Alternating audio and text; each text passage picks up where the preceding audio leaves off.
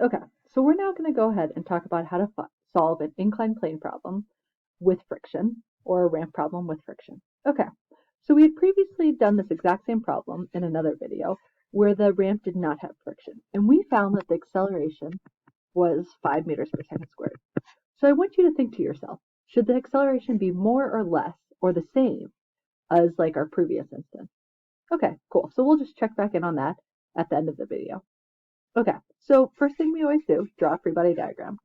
So we know that there is the normal force, there's that surface pushing up on that block, gravity is pushing down on that block, and there is friction, which is going to be parallel to the ramp and pointing back up the ramp since the block is accelerating down the ramp. Perfect. So now we know that the force of gravity is 100 newtons. I'll label that on my picture. Cool. So now let's choose a coordinate system. So again, our normal coordinate system is we say like right and left is x and up and down is y. But this block right here is accelerating like kind of that direction, which is in what we normally call both the x and y. So we're going to have a new coordinate system where we say anything parallel to like Fn or perpendicular to the ramp is the y direction. And the direction of the ramp, the going down direction or going up direction of the ramp, is the x direction. Cool. So now let's look at our forces. Ff, is that x, y, or both? That looks like just the x direction, okay? Fg is, and now Fg, is that x, y, or both? That looks like both, because it's not just in the direction parallel to the ramp or just perpendicular to the ramp. It's pointing both directions. While Fn is pointing just parallel to the ramp, so this is just the y direction. Cool. So now we have to break any vectors into their components. So Fg, let's go ahead and split that into the x and y components. So I'm going to go ahead, again, we know that this angle is 30 degrees, and you can do some fun old math to prove that, and I proved it in the last video. This angle right here we know is 90 degrees. Cool. So let's go ahead and find Fgx and Fgy. So Fgx, that is opposite over hypotenuse. This is the hypotenuse, so that's going to be 100 sine of 30, which is what? 50 newtons. We know that Fgy, that is the adjacent, and this is hypotenuse, so Fgy is going to be 100 cosine of 30, which is 87 newtons approximately. Cool. So we did our first step, we did our second step. Now let's write out, oh my goodness, right before we do that, I always redraw the free body diagram just for my thinking purposes. I think it just makes it easier to think about. So we know we have Fn, we have Ff, we have Fgy, and we have Fgx. Perfect. And we know Fgx, and we know Fgy is 87 newtons. Cool. So now let's go ahead, write out the second law.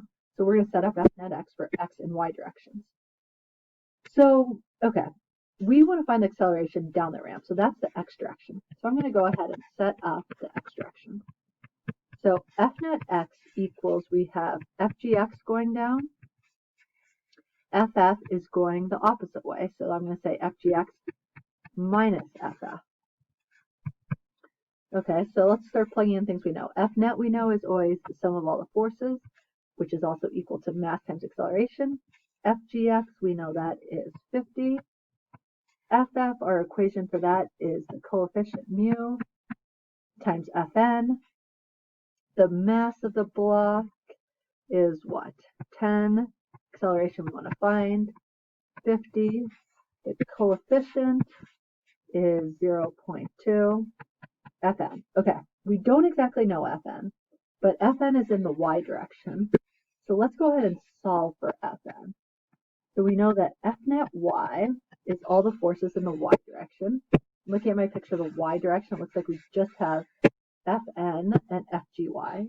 So Fn is positive minus Fgy. So F net y is what? Mass times acceleration equals Fn minus 87. Cool. The mass is, what is the good old mass? 10. Okay, so now let's think about what is the acceleration in the y direction. So this block, when it's on that ramp, it is not bouncing up and down. It is just right there stationary. So since it's not bouncing up and down off the ramp, we know acceleration is 0 in the y direction. So I'm going to plug in 0 for that. So Fn minus 87. So we have 0 equals Fn minus 87. And then Fn will just be 87 newtons. Cool. So now we can take this good old Fn. We can plug that back into our x direction. So we have 10a equals 50 minus, what is it, 0.2 times 87.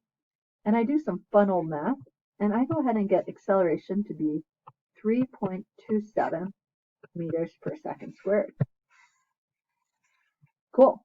So in this case, we know, okay, originally it was 5 meters per second squared when there was no friction. And now when there's friction, we're down to 3.27 meters per second squared. So that makes sense. Things will accelerate slower when there's more friction involved.